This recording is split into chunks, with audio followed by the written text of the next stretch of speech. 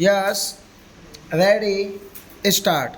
Over the past month, 20 million residents of the National Capital Region have shaved off at least some part of their life expectancies by breathing in this region's poisonous air.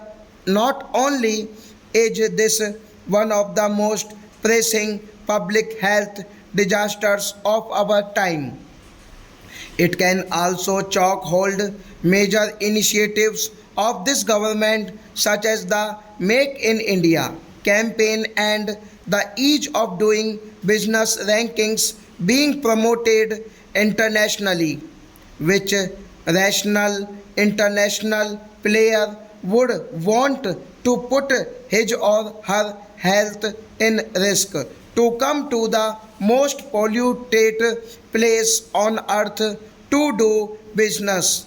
Air quality index measures the concentration of the fine particulate matter in the air as a benchmark. The US Environmental Protection Agency considers any value between 0 and 50 to represent good air quality. But this season, areas in the NCR have seen record breaking values of as high as 1000 on the index, 20 times the prescribed limit for dignified human existence. What makes PM 2.5 particles extremely dangerous is their cancer's ability to penetrate the human body and stick on to the insides of the lungs. In my own experience, 1 in 5 people at my company in Gurgaon have reported sick within a week alone. My child's school had to be closed as a precaution when it did reopen. The setting of mask clad children in smoke made the school seem less like a place of study.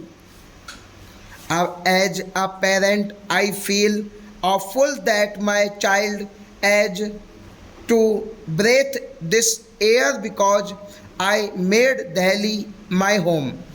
As much as 100 immediate deaths would rightfully demand national attention as a disastrous. Millions of slow deaths from an even more urgent disaster. What is making this problem invincible? A large part of the answer ties into Delhi's geography. The cold fronts that originate from the north of the city look in pollutants close to the ground and within the region. Lack of wind speed and low temperatures stagnate and solidify the pollutants that intensifies their effect. It is as if you kept releasing pollutants inside a house with very poor ventilation. According to a recent study carried out by IIT Kanpur, the mix of sources responsible for PM 2.5 changes seasonally in the region.